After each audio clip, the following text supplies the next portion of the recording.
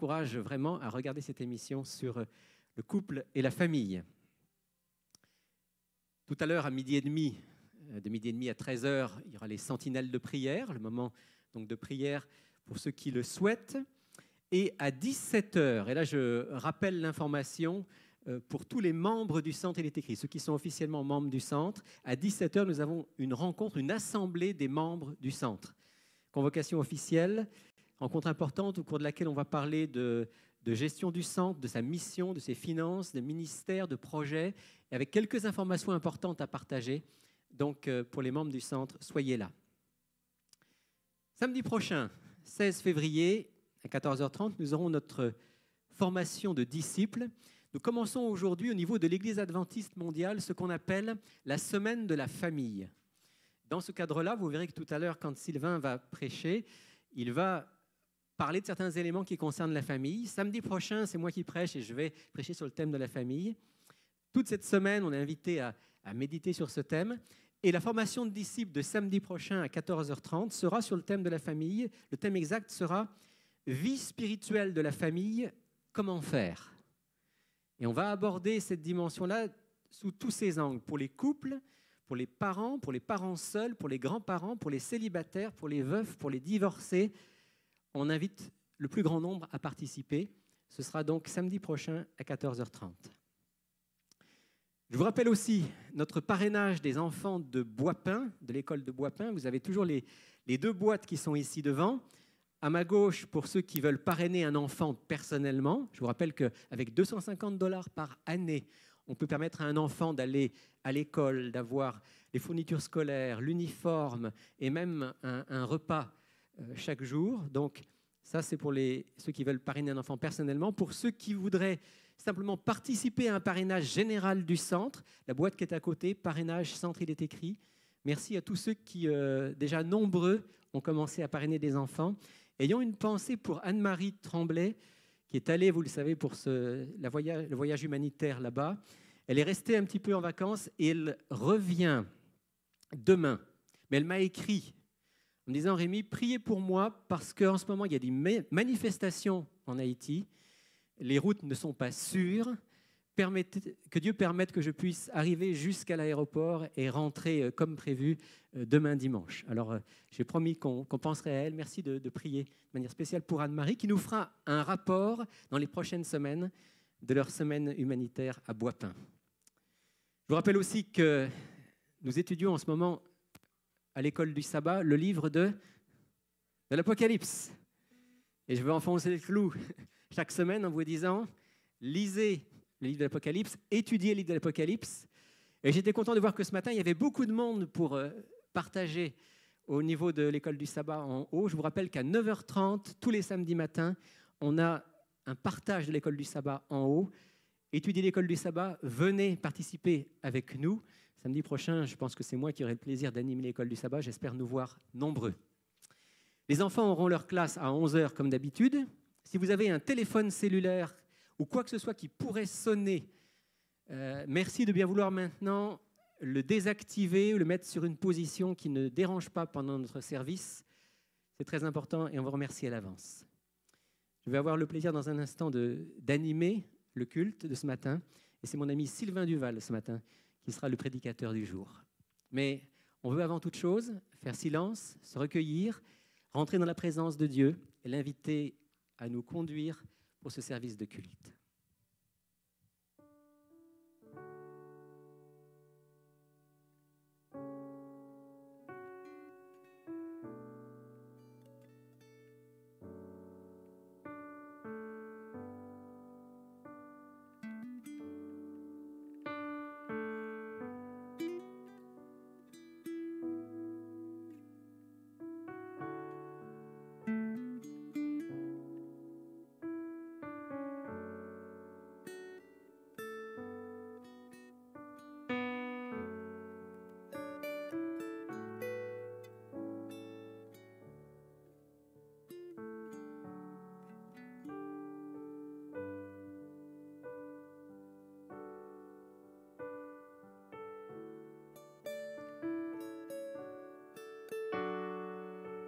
Merci notre Père pour le privilège que tu nous donnes d'être réunis en ta présence en ce matin.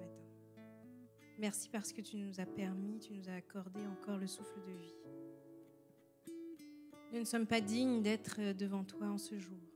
Nous souhaitons, s'il te plaît, Seigneur, que tu puisses pardonner nos erreurs, nos fautes, nos manquements, et que nous puissions nous présenter devant toi, saints, irrépréhensibles. Veuille agréer ce culte, Seigneur, que toutes les louanges montent vers toi comme un parfum de bonne odeur. Sois le bienvenu, Seigneur. Amen.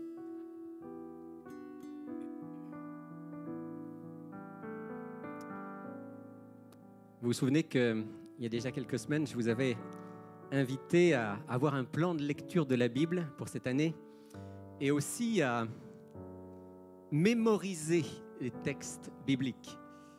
Parmi les textes bibliques que j'ai mémorisés, il y a le texte de l'Épître aux Hébreux au chapitre 10, versets 24 et 25, qui dit « Veillons les uns sur les autres pour nous inciter ». Alors là, le texte dit ici à la charité, dans ma version, c'est à l'amour et aux bonnes œuvres. N'abandonnons pas notre assemblée comme c'est la coutume de quelques-uns, mais exhortons-nous mutuellement, ici il est dit réciproquement, et cela d'autant plus que vous voyez s'approcher le jour.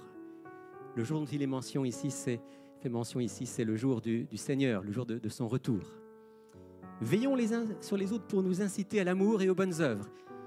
N'abandonnons pas notre assemblée, comme déjà à l'époque de l'apôtre, certains avaient commencé à le faire. Mais au contraire, exhortons-nous mutuellement. C'est pour ça que nous sommes là aujourd'hui, pour nous exhorter mutuellement, pour nous encourager, pour nous approcher du Seigneur.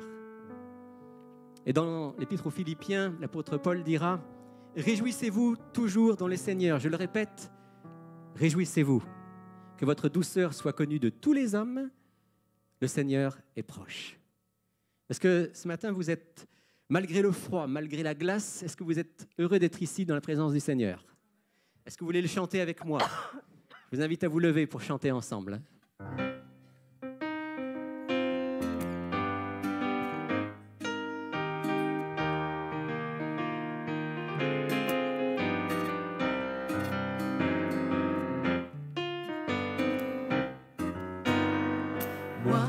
Je suis dans la joie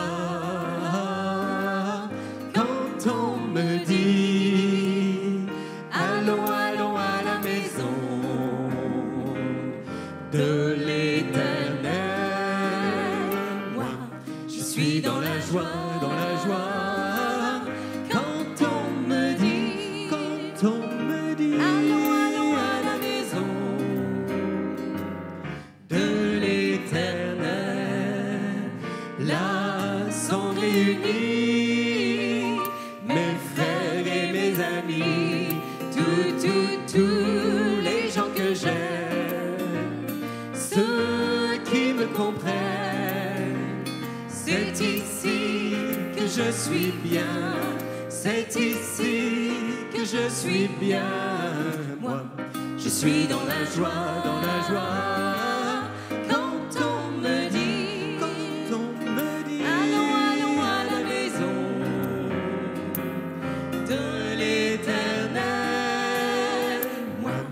je suis dans la joie,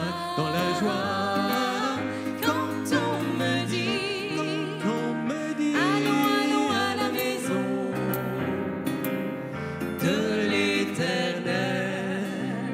Là sont réunis mes frères et mes amis, tous les gens que j'aime, ceux qui me comprennent.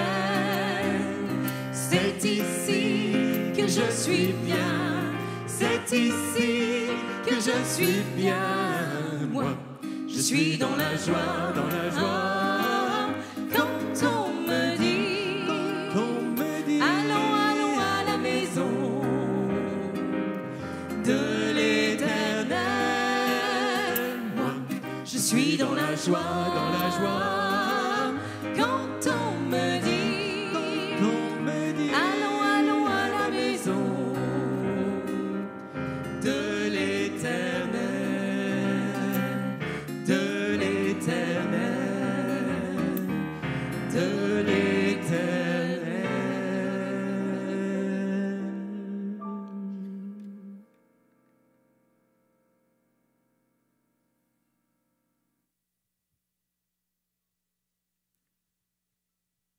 L'ange qui parlait avec moi revint. Il me réveilla comme un homme que l'on réveille de son sommeil. Il me dit, « Que vois-tu » Je répondis, « Je regarde et voici, il y a un chandelier tout d'or, surmonté d'un vase et portant 7 lampes, avec 7 conduits pour les lampes qui sont au sommet du chandelier. Il y a près de lui 2 oliviers, l'un à la droite du vase et l'autre à sa gauche. Et reprenant la parole, je dis à l'ange qui parlait avec moi, « Que signifient ces choses, mon Seigneur ?» L'ange qui parlait avec moi me répondit, « Ne sais-tu pas ce que signifient ces choses ?» Je dis, « Non, mon Seigneur. » Alors il reprit et me dit, « C'est ici la parole de l'Éternel. C'est ici la parole que l'Éternel adresse à Zorobabel. Ce n'est ni par la puissance, ni par la force, mais c'est par mon esprit, dit l'Éternel des armées. » Amen. Vous connaissez bien cette parole. Ni par la force, ni par la puissance, mais c'est par mon esprit. On connaît cette phrase, on ne sait pas toujours dans quel contexte elle a été prononcée.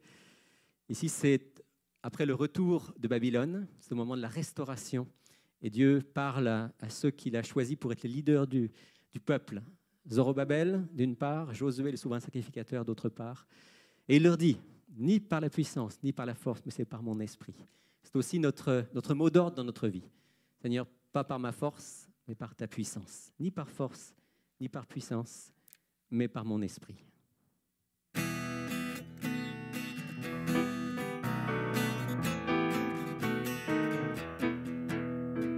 Ni par force, ni par puissance, mais par mon esprit.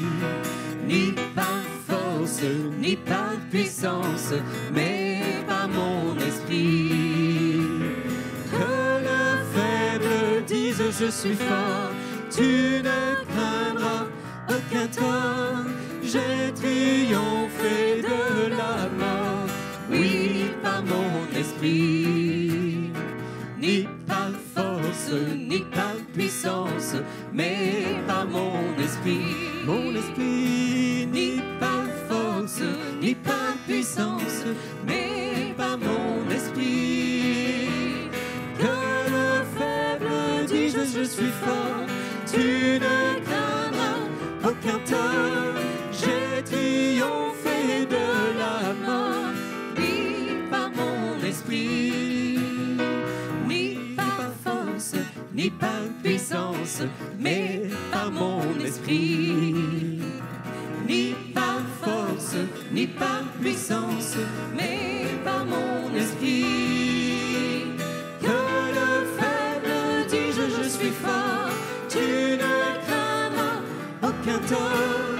J'ai triomphé de la mort, oui, par mon esprit. Oui, par mon esprit. Par mon esprit, vous bondirez de joie, vous marcherez en paix. Montagnes et collines éclatées de joie, et la nature entière et tous les arbres des champs battront des mains. Et tous les arbres des champs battront des mains. Les arbres des champs battront des mains. Les arbres des champs battront des mains. Quand Dieu vous conduira, vous bondirez de joie, vous marcherez en paix. Montagnes et collines éclatées de joie, et la nature entière et tous les arbres des champs battront des mains. Et tous les arbres des champs battront des mains. Les arbres des champs battront des mains. Les arbres des champs battront des mains. Vous bondirez de joie, vous marcherez en paix. Montagnes et collines éclatées de joie, et la nature entière et tous les arbres des champs battront des mains. Amen. Asseyez-vous.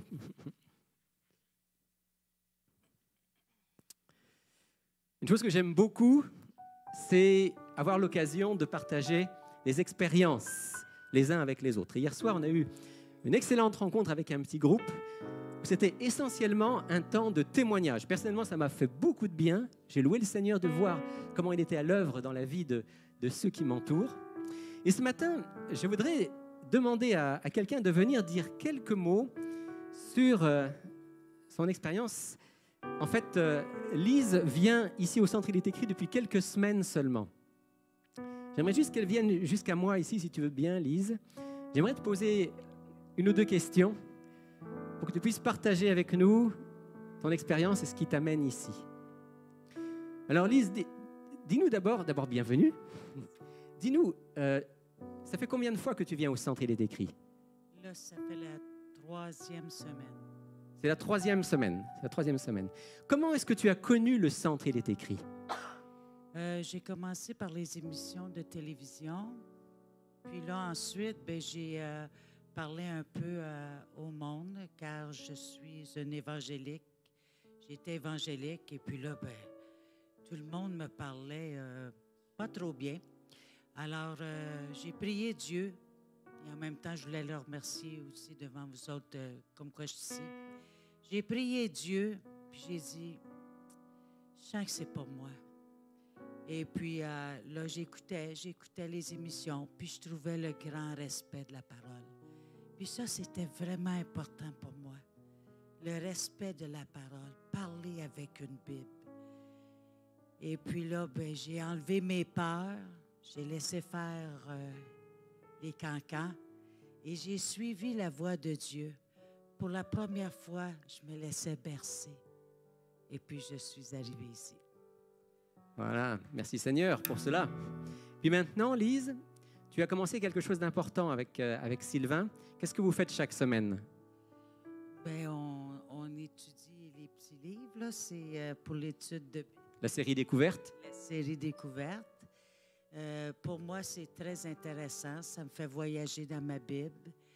Et puis, malgré que je voyage beaucoup aussi chez moi, j'aime tellement lire la Bible, j'aime étudier la Bible. Je veux connaître Dieu. Et puis, je pense qu'avec tout le bagage que Dieu m'envoie en abondance, je pense que je suis à la bonne place. Si vous voulez en faire une prière avec Lise ensemble. Seigneur Jésus, merci de ce que tu as mis dans le cœur de Lise, un grand amour pour toi. Elle te connaît, elle t'aime déjà depuis longtemps, mais elle a entendu ta voix et ton appel à approfondir sa foi, à mieux connaître ta parole, à continuer à grandir en toi. Merci de l'avoir envoyée parmi nous. Bénis-la abondamment dans son cheminement et qu'elle puisse aussi, elle, avec les dons que tu lui as faits, être une bénédiction pour nous ici. Qu'ensemble, nous te servions jusqu'à ton retour. Nous t'en prions en ton nom. Amen. Merci, Lise. Alors, on est tous appelés à être des témoins du Seigneur. Lise, d'ailleurs, est quelqu'un qui, depuis qu'elle connaît Dieu, a beaucoup partagé autour d'elle. On va chanter maintenant « Prends le flambeau », une invitation à chacun d'entre nous à être des témoins, pas simplement des gens qui lisent leur Bible et qui viennent s'asseoir ici le samedi matin, mais des témoins pour lui, des lumières dans le monde.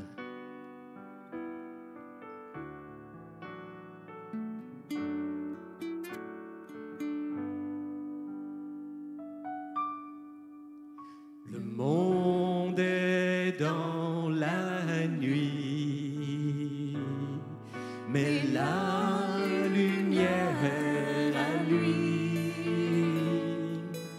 espoir pour les gens perdus, entendront-ils parler du salut? Jésus les aime, il est mort pour les sauver. Prends le flambeau, prends le flambeau, prends le flambeau. Va dire à tous les enfants qu'ils sont précieux à ses yeux, précieux à ses yeux. Prends le flambeau, prends le flambeau, prends le flambeau. Annonce l'évangile de Jésus-Christ, prends le flambeau.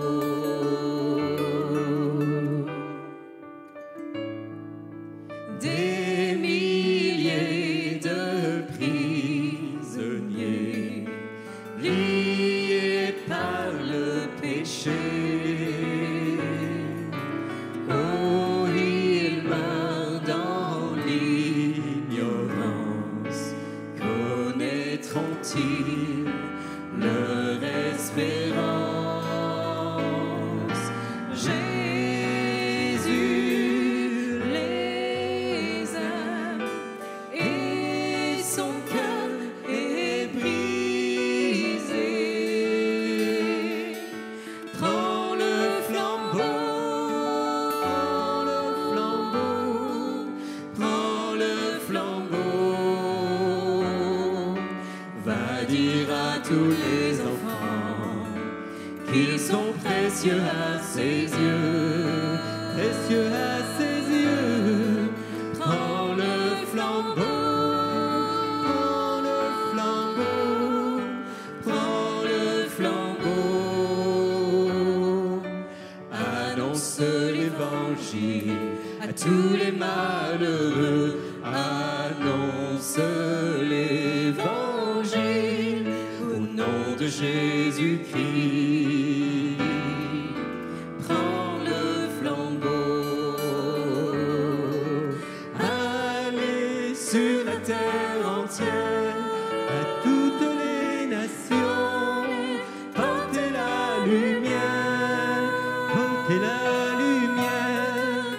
Prends le flambeau, prends le flambeau, prends le flambeau. Va dire à tous les enfants qu'ils sont précieux à ses yeux, précieux à ses yeux. Prends le flambeau, prends le flambeau, prends le flambeau. Annonce l'évangile à tous les malheureux, annonce l'évangile au nom de Jésus-Christ. Prends le flambeau au nom de Jésus-Christ. Prends le flambeau et jusqu'au bout de la nuit. Prends le flambeau au nom de Jésus-Christ. Prends le flambeau.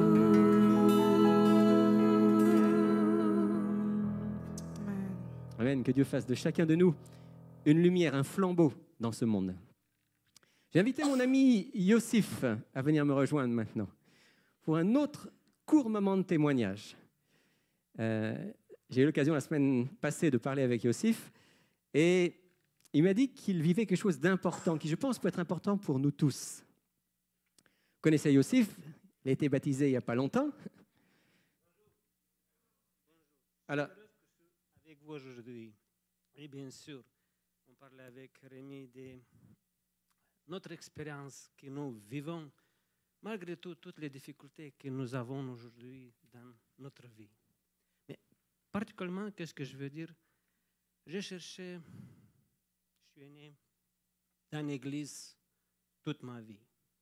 Mais les sentiments que j'ai sentis au moment que j'ai perdu les deux dans ma vie, je ne sais pas comment. Oui, je suis avec vous toujours ici.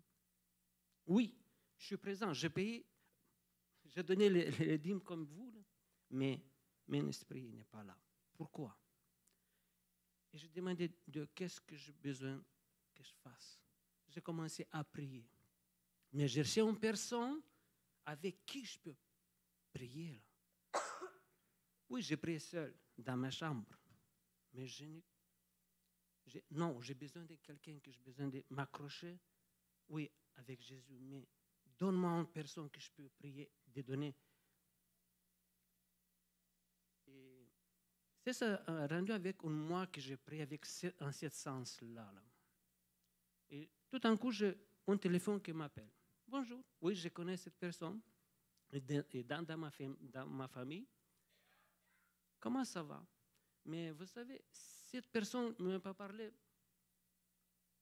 disons, 20 ans, jamais. Oui, on se connaît, on parlait, on s'éloignait des distances et tout ça. Mais, qu'est-ce qui te fait? Elle me demande. Ça va. Est-ce que ta vie était correcte? Oui, correcte. Tu sais, quelqu'un dit, je veux prier avec toi. Il m'a dit, waouh. Waouh. Comment Dieu fait cette connexion entre nous? Après, je demandais, comment tu savais que j'ai besoin de ça? Je ne sais pas. Moi aussi, j'ai prié pour une personne que j'ai besoin de prier. De ces moments-là, on prie chaque jour ensemble. On passe même une heure discuter les paroles de Dieu par le téléphone et l'autre bout de la terre. Donc, mais Dieu fait les miracles dans notre vie. Et vous savez, c'est une relation exceptionnelle de ma vie. J'aimerais bien lire avec vous, si tu peux me lire, s'il vous plaît, là, Jude 20 et 21, s'il vous plaît. Oui.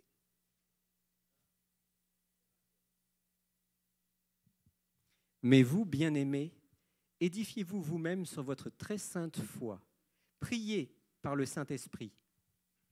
Ça, c'est le verset 20. Le verset 21 dit « Maintenez-vous dans l'amour de Dieu en attendant la miséricorde de notre Seigneur Jésus pour la vie éternelle. » Amen. Merci, Yossif. Une invitation à la prière. Et je vous encourage, comme Yossif, à avoir un ou une partenaire de prière avec qui vous puissiez prier régulièrement. Peut-être tous les jours, peut-être pas tous les jours, mais régulièrement. C'est tellement important qu'on prie les uns avec les autres. Si mon peuple prie, dit le livre des Chroniques, s'il prie, s'il cherche ma face, je l'exaucerai des cieux. Chantons ensemble.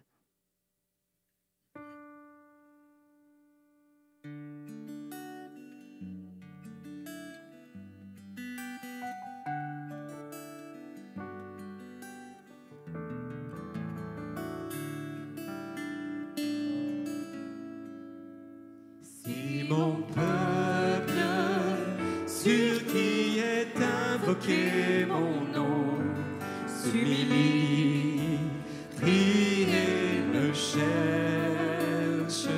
Si mon peuple, sur qui est invoqué mon nom, se détourne de ses mauvaises voies,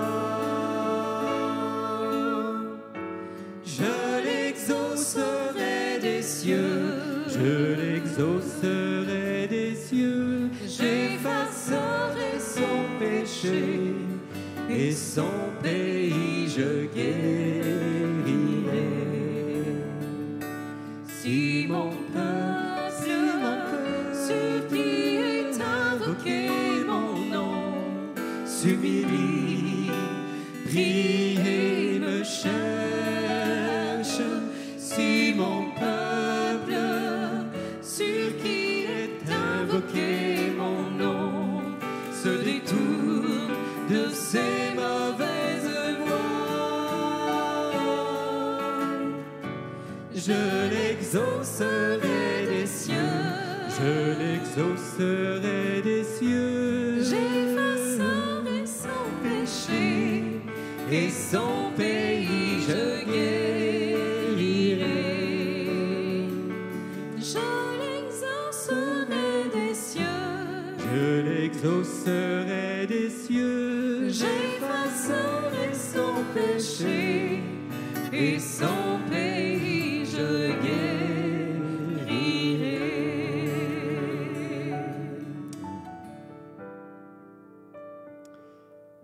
J'aimerais vous inviter à incliner la tête et faire une courte prière avec vous. Oui, notre Dieu, notre Père, tu nous invites à la prière. Pas simplement, Seigneur, la prière ici le sabbat matin ensemble, mais la prière personnelle et aussi la prière les uns avec les autres. Merci de ce que Yossif nous a rappelé ce matin, l'importance de prier les uns avec les autres. Donne-nous, chacun d'entre nous, de prier en famille, de prier avec nos amis. Permets que la plupart d'entre nous puissions avoir un partenaire, une partenaire de prière, avec qui régulièrement on s'approche de toi, parce que c'est là que tu nous donnes des forces et que tu nous permets de te servir et de servir les autres. Cher Père du ciel, ce matin, parmi ceux qui sont ici, certains sont venus pleins de joie et ils sont venus pour te louer, pour te chanter. D'autres sont venus avec leur fardeau, leurs difficultés, leur lutte, leur combat. Je te prie, Seigneur, que ce matin, ils puissent être fortifiés par toi et repartir avec une bénédiction d'en haut. Écoute, Seigneur, ton peuple. Nous ne méritons rien devant toi.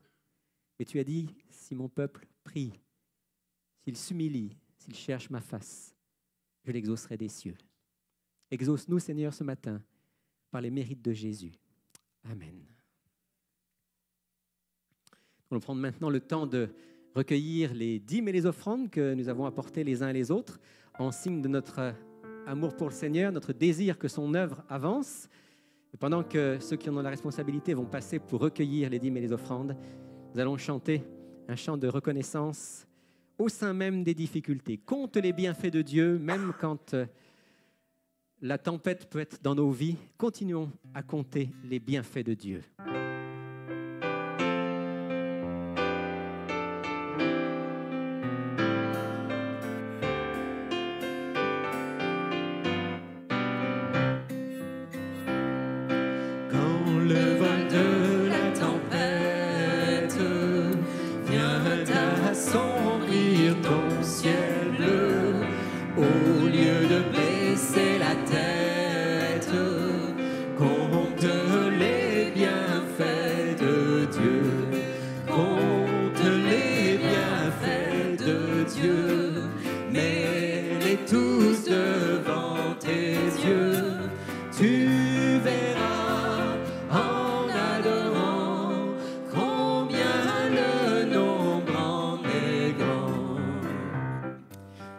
Sur la route glissante, tu chancelles sous la croix.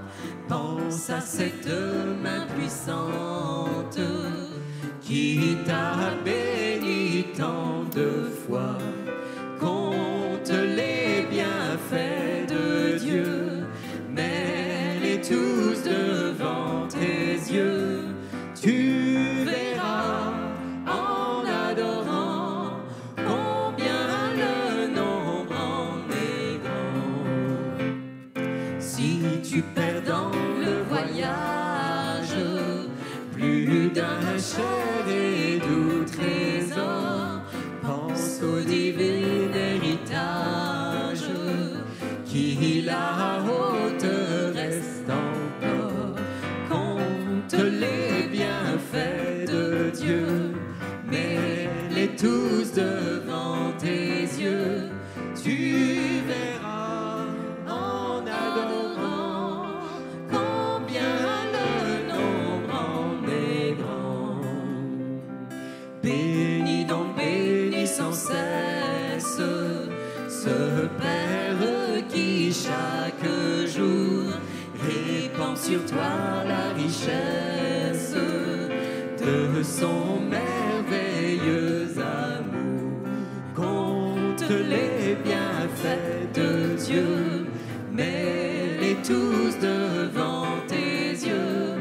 Tu verras en adorant combien le nombre en est grand. Amen. Bien, Dieu nous a préparés à travers le chant, la prière, le témoignage, à écouter sa parole. Et je vais maintenant inviter mon ami Sylvain à venir jusqu'ici pour partager la parole de Dieu avec nous. Que Dieu dispose nos cœurs. Les enfants vont pouvoir effectivement rejoindre leur classe maintenant. Et quant à nous qui restons ici, que Dieu nous donne un cœur ouvert pour entendre sa voix.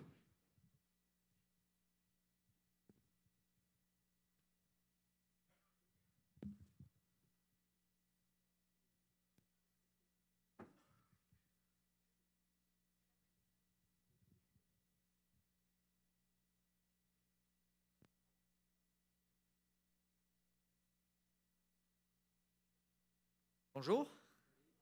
Ça va bien? Nice. On est content d'être là. Ce matin, c'est un privilège de pouvoir aussi chanter, louer l'Éternel, se rappeler ses bienfaits, justement, ce qu'il a fait pour nous. Je vais mettre ça là, comme ça.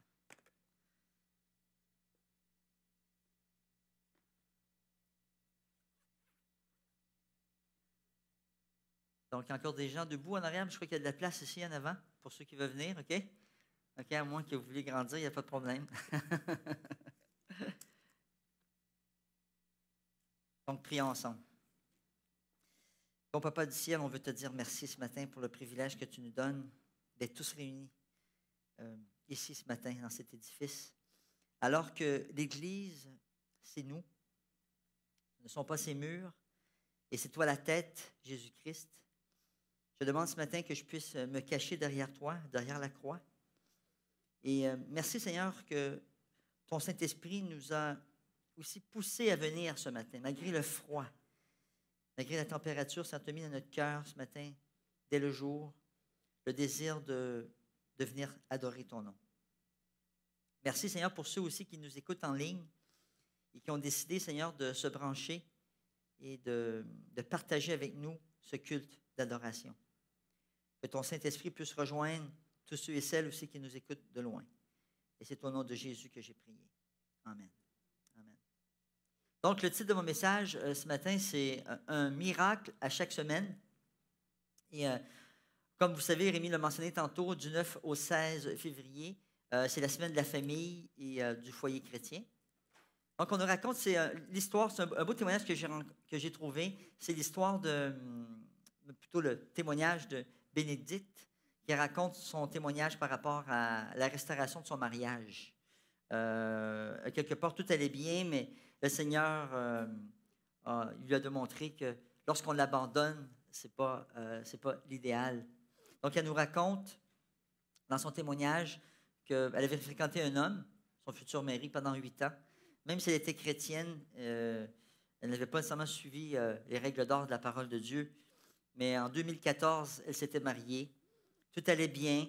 Après 15 mois d'essai, elle est tombée enceinte. Donc, elle était contente. Sauf que, évidemment, lorsqu'ils ont vérifié tout ça, ils se sont rendus compte qu'elle attendait des triplets. OK, c'est quand même toute une affaire. Hein?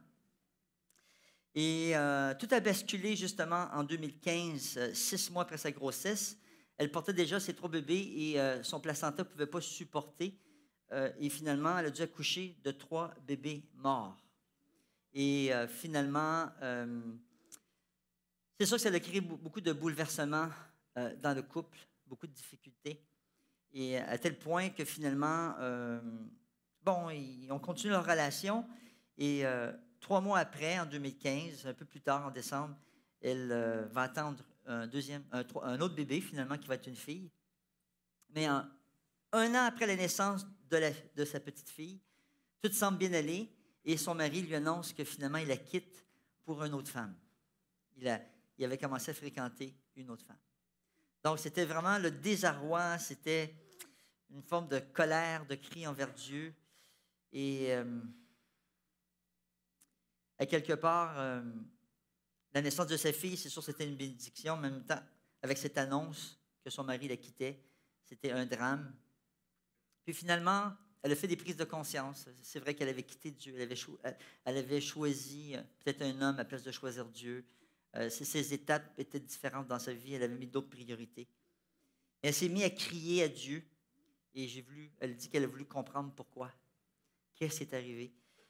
Et elle s'est simplement agenouillée. Elle s'est mise devant Dieu pour crier vers lui. Et c'est un retour à Dieu pour elle après cette expérience. Elle nous dit ici un verset qu'elle partage dans son témoignage, Jérémie 3, 22. « Revenez, enfants rebelles, je pardonnerai vos infidélités. Nous voici, nous allons à toi, car tu es l'Éternel, notre Dieu. Je me suis rapprochée de lui, elle dit, et j'ai demandé pardon à Dieu. » Et dans cette réconciliation, non seulement elle a demandé pardon à Dieu, mais elle a commencé à prier. Elle a commencé à jeûner. Puis, dans cette expérience de repentance, elle s'est dit, « Seigneur, tu sais, j'ai passé le dernier Noël tout seul avec ma fille, mais pour la prochaine Pâques, j'aimerais que mon mari soit de retour. Elle a commencé à prier, puis à jeûner, puis à prier. Le Seigneur entendait sa voix, puis elle s'accrochait à une promesse dans Hébreux 11 qui disait « La foi est la ferme assurance des choses que l'on espère et la démonstration de ce que l'on ne voit pas. » Et elle s'accrochait constamment. Et finalement, la dernière semaine du mois de mars 2018, elle a dressé cette prière à Dieu de façon constante. « Seigneur, j'ai passé les fêtes de Noël seul. Seigneur, permets, Seigneur, que mon mari soit de retour pour la Pâques. » Pouvez-vous vous imaginer, lorsqu'elle écrit dans son témoignage, elle dit « Le miracle s'est produit le 1er avril 2018. Mon mari m'a appelé et il m'a dit, je cite, « J'ai rompu avec l'autre femme et je souhaite annuler la procédure de divorce. Et si tu veux toujours de moi, je souhaiterais revenir à la maison, car ma place est avec toi et notre fille, et non dans un autre foyer. Je te demande pardon pour tout ce qui s'est passé. Et d'ailleurs, si tu n'as rien prévu, nous pouvons passer les fêtes de la Pâque ensemble. » Et imaginez, elle avait prié pour ça spécialement. Et là, ça sortit de la bouche de son mari. Donc, c'est sûr qu'elle voulait rendre gloire à Dieu à travers ce témoignage qu'elle a écrit. Et on voit que Bénédicte, finalement, elle a retrouvé son Dieu. C'est vrai que dans la vie, on ne fait pas toujours les bons choix, mais elle a compris beaucoup de choses à travers ça et elle a grandi. Et finalement, la famille est revenue. Okay? Le papa est revenu, la maman et la petite fille. Donc, ce trio a été béni par Dieu à travers la mère qui a décidé de se repentir et de revenir au Seigneur. Donc, dans l'étude de ce matin, il y a quand même un parallèle que je vais faire avec vous et on va étudier Exode chapitre 16. Et nous allons lire ensemble le chapitre quand même pour se donner un aperçu de ce que le Seigneur fait.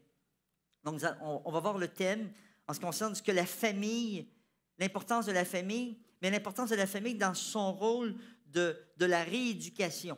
Nous avons un rôle en tant que père, en tant que mère, en tant que parents, face à nos enfants, et aussi en tant qu'épouse, face à nos conjoints. Et les époux face aussi à leur conjointe, à leur épouse, de rentrer dans un défi de rééducation. Et nous allons le voir en 3 étapes. Donc, on nous dit ici au chapitre 16, verset 1, dans ma version à moi, on nous dit « Toute la communauté des Israélites partis d'Élim, ils arrivèrent au désert de Sin, qui est entre Élim et le Sinaï, le 15e jour du 2e mois à compter de leur sortie d'Égypte. Alors toute la communauté des Israélites se mit à maugréer ou à se plaindre dans le désert contre Moïse et Aaron. Les Israélites leur dirent, « Ah, si nous étions morts de la main du Seigneur en Égypte, quand nous étions assis près de la marmite de viande, quand nous mangions du pain à satiété. C'est pour faire mourir de faim toute cette assemblée que vous nous avez fait sortir de ce désert. » Au verset 4, le Seigneur dit à Moïse, « Je vais faire pleuvoir pour vous du pain depuis le ciel. Le peuple sortira pour en recueillir chaque jour la quantité nécessaire. Ainsi, je les mettrai à l'épreuve pour voir s'ils suivent ou non ma loi.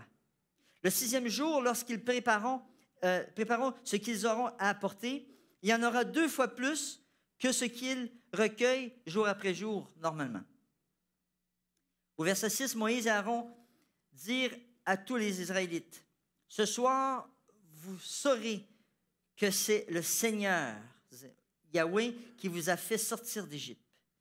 Et au matin, vous verrez la gloire du Seigneur. Parce qu'il vous a entendu maugréer contre le Seigneur. Nous, en effet, que sommes-nous pour que vous maugréiez contre nous? » Moïse dit, « Le Seigneur vous donnera ce soir de la viande à manger et au matin du pain à satiété. Le Seigneur vous a entendu maugréer contre lui. Nous, en effet, que sommes-nous? Ce n'est pas contre nous que vous maugréez, c'est contre le Seigneur. Au verset 9, Moïse dit à Aaron, « Dis à toute la communauté des Israélites, présentez-vous devant le Seigneur, car il vous a entendu maugréer. » Tandis qu'Aaron parlait à toute la communauté des Israélites, ils se tournèrent vers le désert et la gloire du Seigneur apparut dans les nuées. Le Seigneur dit à Moïse, « J'ai entendu les Israélites maugréer. Dis-leur, à la tombée du soir, vous mangerez de la viande et au matin, vous vous rassasieriez de pain. Ainsi vous saurez que je suis le Seigneur, votre Dieu. » Au verset 13, « Le soir, des cailles montèrent et couvrirent le camp, et au matin, il y eut autour du camp une couche de rosée. Quand cette couche de rosée se leva, le désert était recouvert de quelque chose de menu, de granuleux, quelque chose de menu comme le givre sur la terre. Les Israélites regardèrent et se dirent l'un à l'autre, « Qu'est-ce que c'est? » Car ils ne savaient pas ce que c'était. Moïse leur dit, « C'est le pain que le Seigneur vous donne à manger. Voici ce que le Seigneur a ordonné, que chacun en recueille ce dont il a besoin, c'est-à-dire un homère par tête, selon le nombre de personnes à nourrir. Chacun en prendra pour ceux qui sont dans sa tente. » Les Israélites firent ainsi. Ils en recueillirent les uns plus, les autres moins. On mesurait ensuite avec l'homère. Celui qui en avait plus n'avait rien de trop. Celui qui en avait moins n'en manquait pas. Chacun recueillait ce dont il avait besoin. Au verset 19, Moïse leur dit que personne n'en laisse jusqu'au matin. Mais ils n'écoutèrent pas Moïse. Il y eut des gens qui en laissèrent jusqu'au matin. Il s'y mit des vers, et cela devint une puanteur. Moïse s'irrita contre ces gens. Tous les matins, chacun recueillait ce dont ils avaient besoin. Et quand le soleil commençait à chauffer, cela fondait. Le 6e jour, ils en recueillirent le double, 2 homères pour chacun. Tous les princes de la communauté vinrent le dire à Moïse. Moïse leur répondit, « C'est ce que le Seigneur a dit. Demain, c'est un repos sabbatique, un sabbat consacré au Seigneur. Faites cuire ce que vous avez à faire cuire. Faites bouillir ce que vous avez à faire bouillir et tout le surplus. Laissez-le en réserve jusqu'au matin. » Au verset 24, ils le laissèrent jusqu'au matin comme Moïse l'avait ordonné. Cela ne devint pas une puanteur. On n'y trouva pas de verre non plus. Moïse dit, « Mangez-le aujourd'hui, car aujourd'hui c'est un sabbat pour le Seigneur. Aujourd'hui, vous n'en trouverez pas dans la campagne ou dans le champ. Pendant 6 jours, vous en recueillerez, mais le 7e jour, c'est le sabbat, il n'y en aura pas. » Le 7e jour, des gens sortirent pour en recueillir, mais ils n'en trouvèrent pas. Alors le Seigneur dit à Moïse, « Jusqu'à quand refuserez-vous d'observer mes commandements et mes lois? Regardez si le Seigneur vous a donné le sabbat. Il vous donne aussi au 6e jour de quoi manger pour 2 jours. Que chacun de vous reste donc où il est. Que personne ne sorte de chez lui le 7e jour. Ainsi, le peuple fit sabbat le 7e jour. » Au verset 31, la maison d'Israël appela du nom de manne cette nourriture qui ressemblait à de la graine de coriandre. Elle était blanche et elle avait le goût d'un gâteau au miel. Moïse dit, « Voici ce que le Seigneur a ordonné, qu'un plein homère en soit conservé pour toutes vos générations, afin qu'elle soit le pain que je vous ai fait manger dans le désert. Quand je vous ai fait sortir d'Égypte, Moïse dit à Aaron, prends une urne, mets-y un plein homère de manne et dépose-la devant le Seigneur afin qu'elle soit conservée pour toutes vos générations. Comme le Seigneur l'avait ordonné à Moïse, Aaron le déposa devant le témoignage afin qu'elle y soit conservée. Les Israélites ont mangé la manne pendant 40 ans jusqu'à leur arrivée dans un pays habité. Ils ont mangé la manne jusqu'à leur arrivée à la limite de Canaan. L'homère, c'est le 10e de l'épha.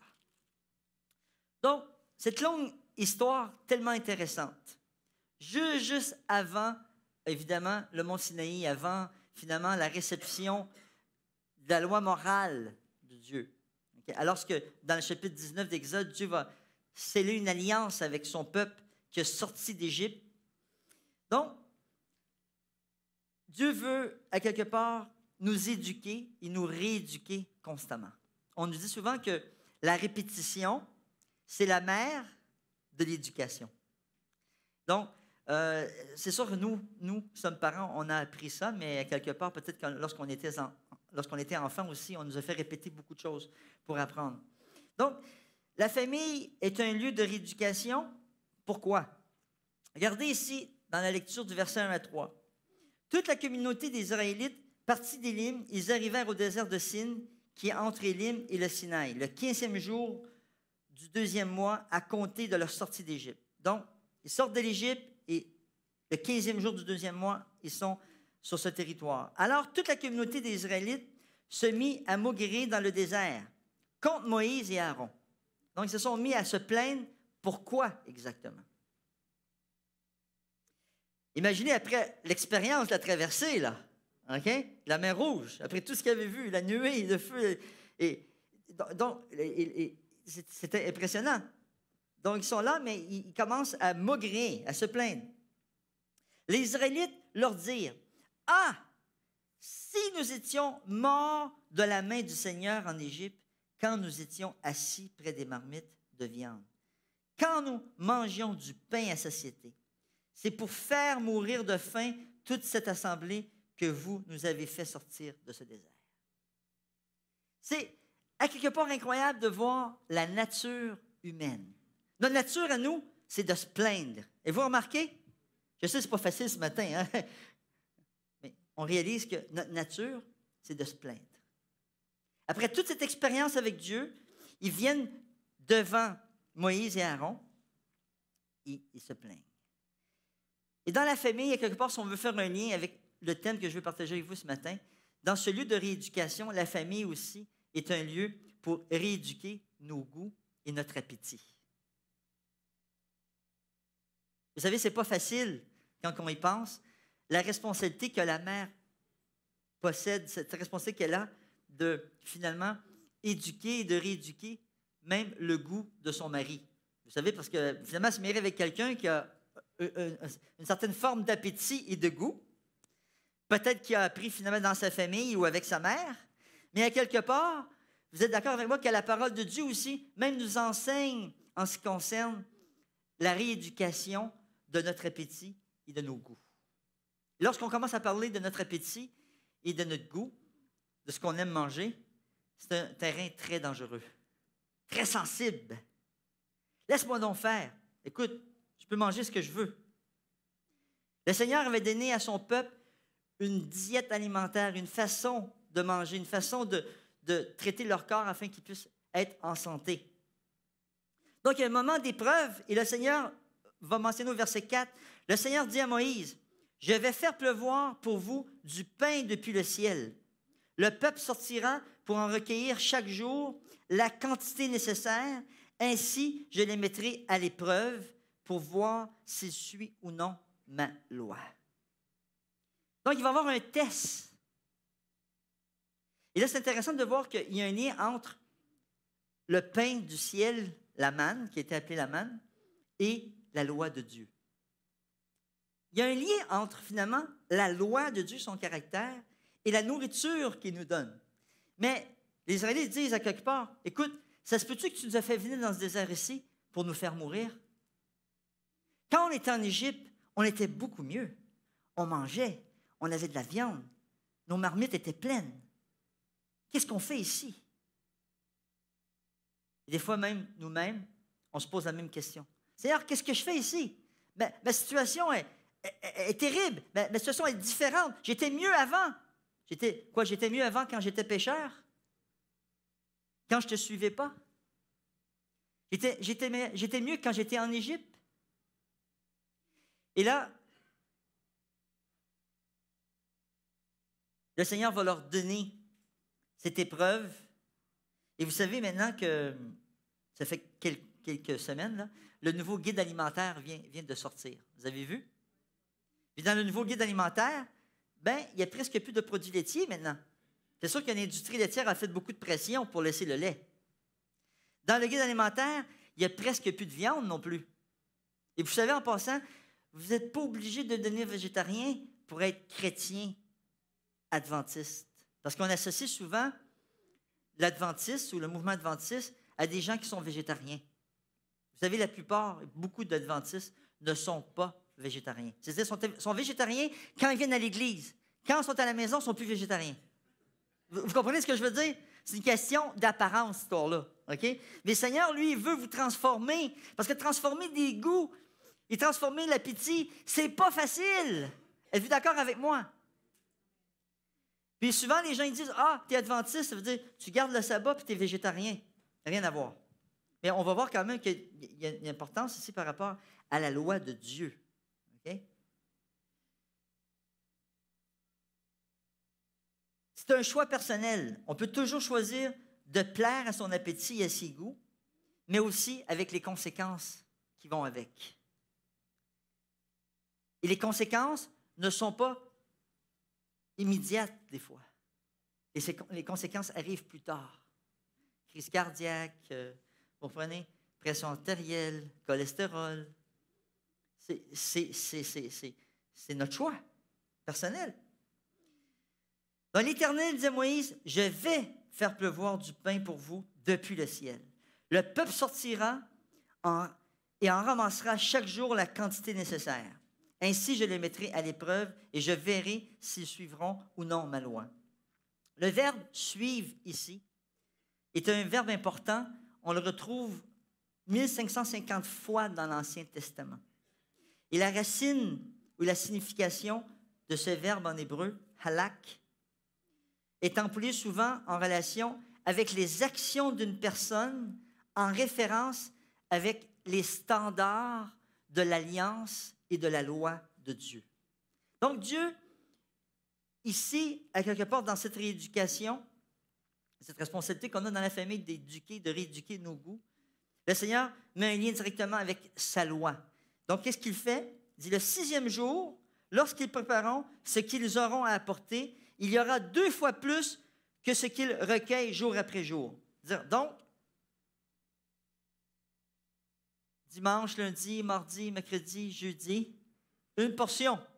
Et tout d'un coup, le vendredi, 2 portions. Il y a tout ce test. Et regardez au verset 27, qu'est-ce qu'on voit? Au verset 27, ils ne vont pas passer le test. Le 7e jour, donc le jour du repos, le sabbat, des gens sortirent pour en recueillir, mais ils n'en trouvaient pas. Même des fois, il y a les journées de la semaine, ils voulaient en prendre plus. Ils disaient, « Hey, on va en profiter, on va se remplir un sac. » Ils partaient, ils remplissaient un sac, et qu'est-ce qui se passait? Il y avait de la pourriture, il y avait des vers. Donc, le Seigneur utilise le miracle à chaque semaine de la manne et du pain qui descend du ciel pour rééduquer son peuple aussi dans la dimension qu'on appelle la dimension de la foi. Dans la famille, on peut finalement avoir le privilège d'éduquer ou de se rééduquer dans nos goûts. Mais dans la famille aussi, c'est une rééducation de la foi. C'est un défi pour eux, parce que l'Éternel a dit au verset 4 et 5,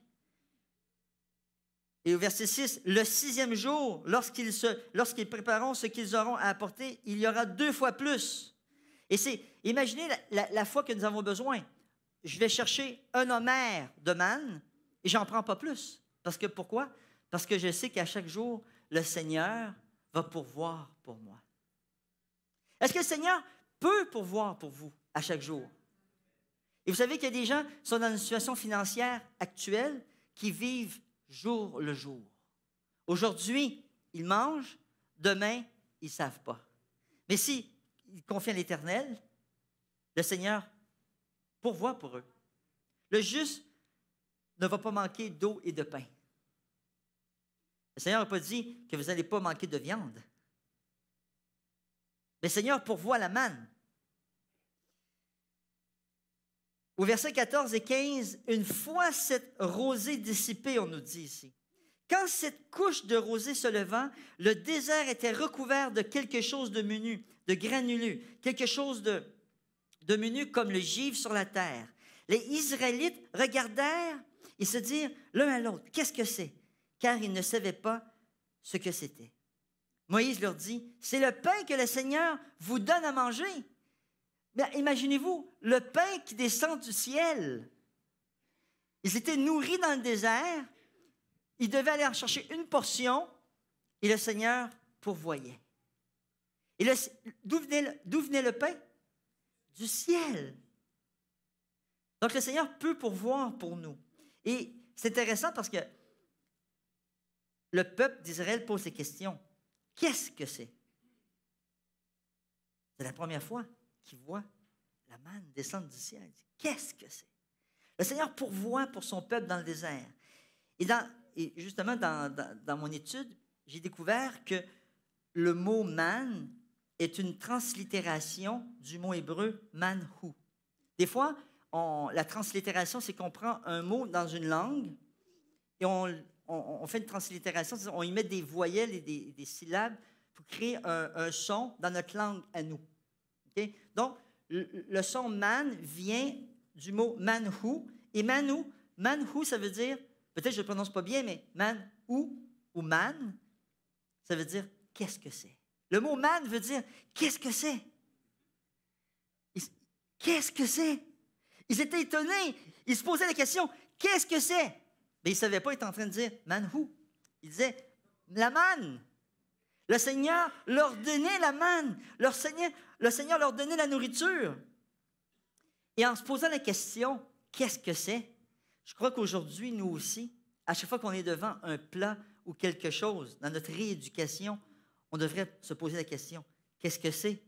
Qu'est-ce que je vais manger, là? Parce qu'aujourd'hui, vous savez, on devient de plus en plus malade à travers la nourriture. Et c'est difficile pour nous, la rééducation de nos goûts. Souvent, on attend d'être malade avant de nous rééduquer. Mais je rends gloire à Dieu, au Seigneur, pour le mouvement adventiste au niveau mondial, pour ce que le Seigneur nous a donné comme révélation dans le domaine de la santé. Santé physique, santé mentale, santé émotionnelle, santé socio-relationnelle, santé spirituelle.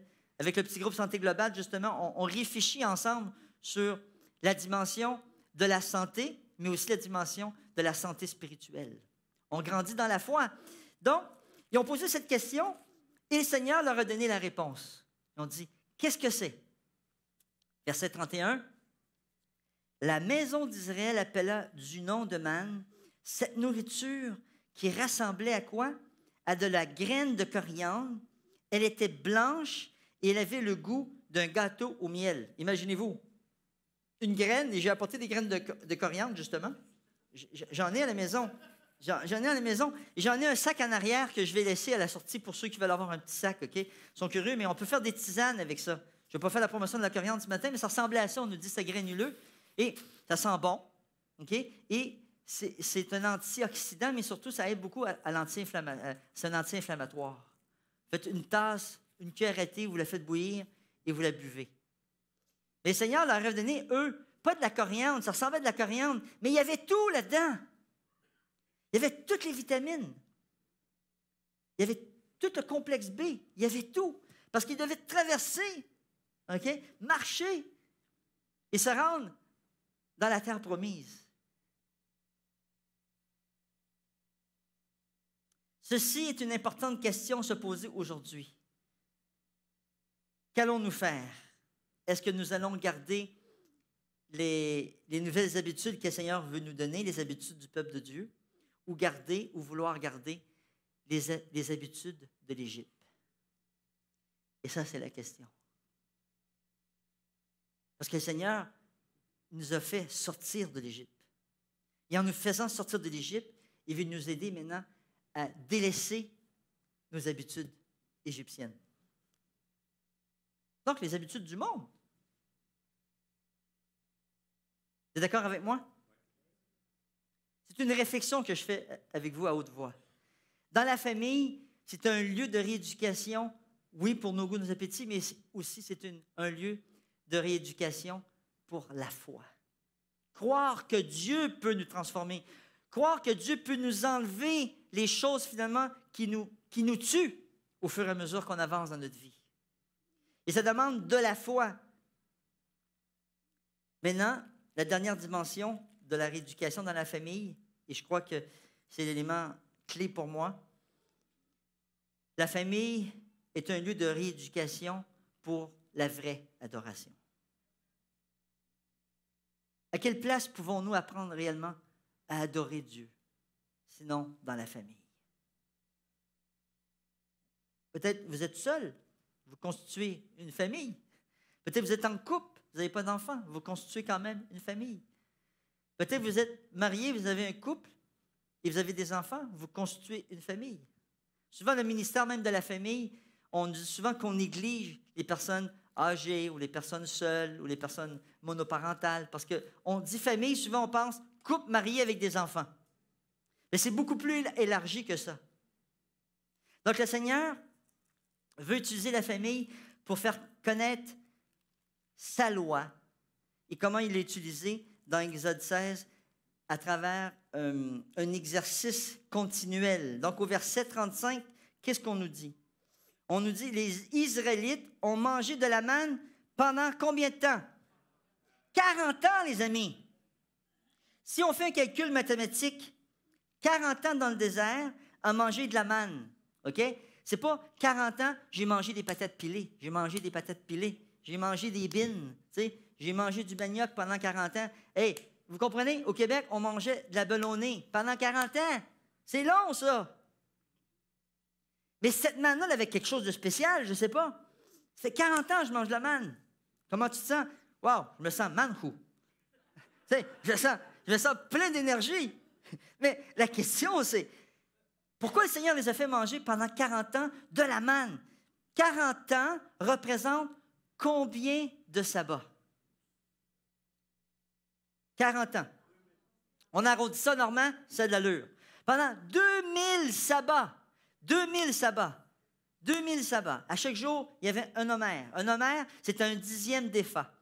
Un homère, ça représentait environ 2 litres de manne par tête de personne. Tout le monde allait chercher son homère le dimanche, le lundi. Peut-être qu'il y avait un représentant de la famille sous la tente qui allait chercher toutes les homères. On est 4, OK, 4 homères, on s'en va. On mange notre manne. Mais le jeudi, il dit, ah, combien vous êtes dans votre famille? On est 6, parfait, je t'en donne 12. Il y en avait besoin de 2. Puis que c'était extraordinaire, le vendredi, merci. Et là, le vendredi, lorsqu'il emmenait sa manne, mais pourtant, la manne, elle est encore bonne le samedi matin. Pourquoi? Parce que c'était le jour du sabbat. C'était le jour du repos. La manne était bénie. Mais, s'il y avait une double portion qu'il voulait apporter le jeudi ou le mercredi, le matin, la manne, elle avait des vers dedans. Puis ma version a dit, à moi, il y avait une puanteur. C'était désagréable. Donc, voici un miracle à chaque semaine afin de préserver quoi? La vérité du sabbat à travers l'épreuve du temps et des changements historiques des calendriers et de la traversée du désert pendant 40 ans avec le peuple d'Israël. Une bénédiction, imaginez-vous, mais c'était une répétition constante. Pourquoi nos frères juifs aujourd'hui, lorsqu'on les regarde, on pense au sabbat? Pourquoi même nos frères juifs, c'est important pour eux, le 7e jour, le jour du repos? Parce que pendant des années, ils l'ont transmis. Et si vous avez perdu, OK, votre calendrier, et vous ne savez pas c'est quand le Shabbat, allez dans le quartier juif, vous allez voir tout de suite c'est quand le Shabbat. Parce qu'eux le suivent depuis longtemps. Le calendrier est là. Ils ont été les gardiens de la parole, Romains 3 nous dit. Donc, je crois que nous, en tant que parents, en tant qu'individus, même en tant qu'individus seuls, on a un témoignage à donner autour de nous. En tant que couple, on peut donner un témoignage et nous rééduquer ensemble. Notre conjoint peut nous rééduquer, notre conjointe peut nous rééduquer. Vous savez, même des gens, des fois, se sont mariés, ils étaient non-croyants, Et un des partenaires s'est converti au Seigneur. Un des partenaires a découvert la loi de Dieu et ses commandements. Une personne, un conjoint, une conjointe, a découvert la vérité du Shabbat. Et là, c'est un conflit. Parce que le mari ou la femme ne veut pas célébrer le Shabbat. Vous êtes d'accord avec moi? Mais l'autre, il dit à l'autre, ben, écoute, je te laisse libre. Tu sais, je t'aime, on s'est mariés, mais bon, je célèbre le Shabbat. Ben, ça implique plein de choses. Ah, chérie, tu peux-tu éteindre la télé, c'est Shabbat? Ben là, écoute, tu sais, chérie, est-ce qu'on va-tu au cinéma ce soir? Ben écoute, c'est Shabbat, mon amour, tu sais. Fait que vous voyez ce que ça pourrait faire. Mais le Seigneur, lui, veut aussi utiliser peut-être la conjointe, le conjoint, peut-être même un enfant maintenant qui est rendu jeune adulte, qui a découvert le sabbat et qui le transmet à ses parents. Parce que cette vérité-là, elle a été donnée par l'Éternel à un peuple qui est en marche. Donc aujourd'hui, nous sommes invités à être les témoins dans nos familles de cette grande vérité. Maintenant, le Shabbat doit être conservé, oui, mais surtout célébré avec beaucoup d'amour. Pasteur Rémi a souvent, à chaque année du moins, il nous distribue un document qui nous aide comme un guide. Qu'est-ce qu'on peut faire le vendredi soir pour accueillir le sabbat?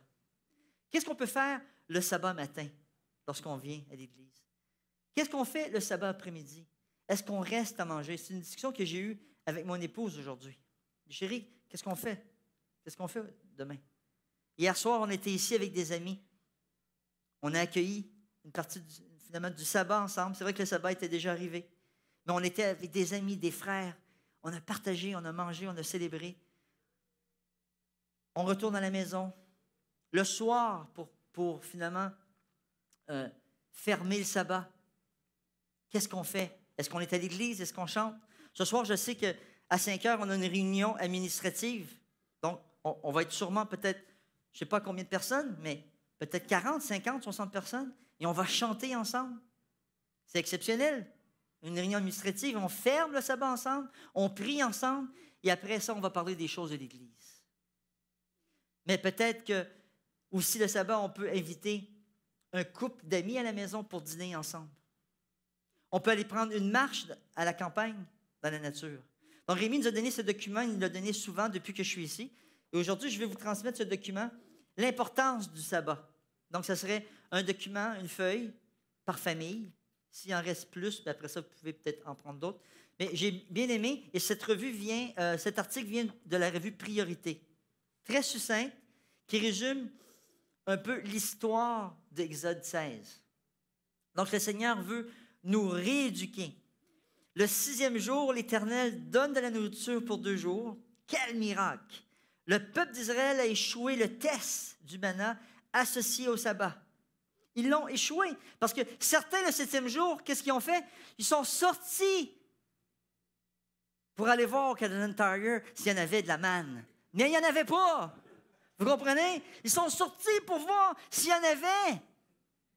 Le Seigneur, il dit, sors pas, il n'y en aura pas. Parce que c'est un jour qui a été mis à part. C'est un jour saint. C'est un jour béni pour nous. Je dis le manna, mais le manna, c'est le mot espagnol en réalité. C'est la manne physique qui descendait du ciel, associée au jour du repos, le 7e jour, indique clairement aussi un test spirituel pour nous. C'est un test spirituel que nous avons. À chaque semaine, le Seigneur revient. Ah! Le sabbat arrive. Qu'est-ce que je fais? C'est un test spirituel. Le test spirituel pour son peuple qui est en marche et pour tous ceux et celles qui veulent se joindre à son peuple. Jésus a dit aux Juifs, « Je suis plus grand que Moïse, car Moïse donna la manne physique. » On sait à travers, bien sûr, la bénédiction de l'Éternel. Mais Jésus a dit, Jésus mentionne dans Jean 6, verset 31, « Je suis la manne spirituelle. Je suis le manna. Je suis le pain qui vient du ciel. Alléluia. J'ai envie de dire merci Seigneur parce que tu as envoyé ton Fils depuis le ciel pour nous nourrir, pour nous remplir, afin qu'on ait la force physique, la force émotionnelle, la force spirituelle pour continuer à marcher dans ce monde. Nous sommes à la fin des temps, les amis. On étudie l'Apocalypse à l'école du sabbat. Et c'est le temps et jamais de chercher Jésus, la manne spirituelle. À chaque jour, se nourrir de lui et dire au Seigneur, Seigneur, aujourd'hui c'est le 6e jour, je veux une double portion de manna. Donne-moi une double portion, Seigneur. On a besoin d'une double portion de toi, Seigneur, une double portion de ton Saint-Esprit. Parce que, à quelque part, sans lui, on est comme dans le désert, finalement. Jésus a dit aussi dans Marc 2, 28, « Je suis le maître du sabbat. » Je suis le maître, je suis le Seigneur du sabbat. C'est-à-dire, le Seigneur du sabbat, c'est celui qui est le propriétaire du sabbat. À chaque fois que nous nous associons au sabbat, on s'associe au Seigneur Jésus. À chaque fois qu'on rompt l'alliance du sabbat avec le Seigneur, on s'éloigne de lui à chaque jour. Rentrer, se préparer pour célébrer le sabbat, c'est rentrer en communion et en alliance avec Jésus. Mais cesser de célébrer le sabbat, enfreindre le sabbat, déshonorer le sabbat, c'est de s'éloigner toujours petit à petit peu de Jésus lui-même. Donc, on a besoin de recommencer à méditer et à nous préparer. Et ce n'est pas une invitation, vous savez, les amis, à être légaliste. « Hey, arrête de faire ça, c'est le sabbat. » Non, ce n'est pas ça. C'est l'esprit du sabbat. C'est dans l'amour de Christ. Que le Seigneur puisse transformer notre caractère, le sabbat, spécialement. Pas au point, par contre, qu'une femme dise « Hey, chérie, quand tu es à l'église, t'es vraiment merveilleux, mais quand tu es à la maison, tu n'arrêtes pas de crier. Qu'est-ce qui t'arrive? » Donc, c'est à quelque part, même on dit chez nos frères juifs que dès déjà le mercredi, on peut dire Shabbat Shalom. Ils se croisent, ils marchent, ils disent Shabbat Shalom. Qu'est-ce que t'as? C'est pas le sabbat. Mais eux, ils se préparent pour le sabbat, vous comprenez? Ils sont dans l'attitude du sabbat. Ils se préparent pour le sabbat. Pourquoi? Parce qu'ils sont connectés à Jésus-Christ. Parce que Jésus, c'est le maître du sabbat. Donc, le sabbat, c'est double bénédiction lors du sabbat. Pourquoi? Bénédiction du repos physique, bénédiction du repos mental dans le Seigneur. Seigneur, je te laisse mes fardeaux. Et d'être capable de nous rééduquer dans nos familles par rapport à ça. Double bénédiction parce que c'est la bénédiction spirituelle dans la promesse de la vie éternelle. Nous embrassons la promesse de la vie éternelle. Hébreux 9,4 nous dit, dans l'arche même, il y a du manna. La manne a été conservée pour un rappel de génération en génération de ce que Dieu a fait pour son peuple dans le désert. Apocalypse 2,17, nous l'avons étudié récemment. Ceux qui vaincront recevront aussi de la manne céleste. J'ai pas entendu amen. Hey, les amis, de la manne du ciel, on va recevoir. Parce que peut-être qu'on ne réalise pas, parce que la manne, on se pose la question, nous aussi, qu'est-ce que c'est? Qu'est-ce que c'est? Mais quand tu te rends compte que être en contact avec cette manne spirituelle, c'est d'être avec Jésus 24 heures sur 24, les amis. C'est une bonne nouvelle. D'être avec lui. Dans notre lecture, versets 32 et 33, 34, c'est marqué, Moïse dit, « Voici ce que l'Éternel a ordonné, qu'une mesure remplie de manne soit conservée pour vos descendants. Ainsi, ils verront le pain que je vous ai fait manger dans le désert, après vous avoir fait sortir d'Égypte. » Moïse dit à Aaron, « Prends un vase, mets-y 2 litres de manne et dépose-le devant l'Éternel afin qu'il soit conservé pour vos descendants. Ce matin, je vous souhaite que dans vos familles, vous puissiez passer à travers ce processus de rééducation, oui, c'est vrai, de vos goûts et d'arrêter de nous plaindre lorsque le Seigneur nous dit que finalement, qu'est-ce qui est mieux pour nous, c'est telle ou telle chose. Qu'on puisse aussi dans nos familles pouvoir passer à travers le processus de rééducation de notre foi et de croire que le Seigneur, finalement, peu importe ce que nous avons à la maison, peu importe nos capacités financières, le Seigneur va toujours pourvoir pour nous. Et que finalement, nous puissions aussi, à travers chaque semaine, vivre ce miracle d'un vrai repos spirituel, d'un vrai repos physique et aussi d'un vrai repos, dirais-je, relationnel, d'être ensemble, d'être en paix. Que le Seigneur puisse vous bénir. Et je vous invite avec ce chant, « Souviens-toi du sabbat ». Tous ensemble, chantons.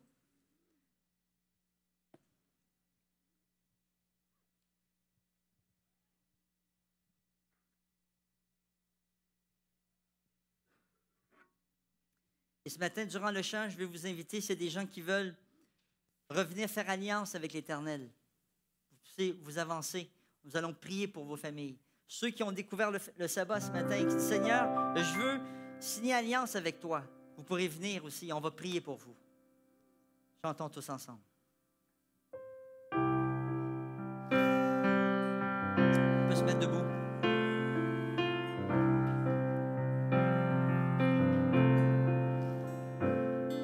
Souviens-toi du sabbat pour le sanctifier, car en ce jour, Dieu nous invite à venir le rencontrer dans son amour pour mieux le connaître et vivre en harmonie avec Dieu notre Maître qui donne la vie. Entrons dans son temple avec des cantiques pour l'adorer. Remplissons ce lieu de nos voix de musique pour le louer. Merci au notre Père pour le jour du sabbat, pour ce point de repère avec toi. Souviens-toi du sabbat pour le sanctifier, car en ce jour, Dieu nous invite à venir le rencontrer dans son amour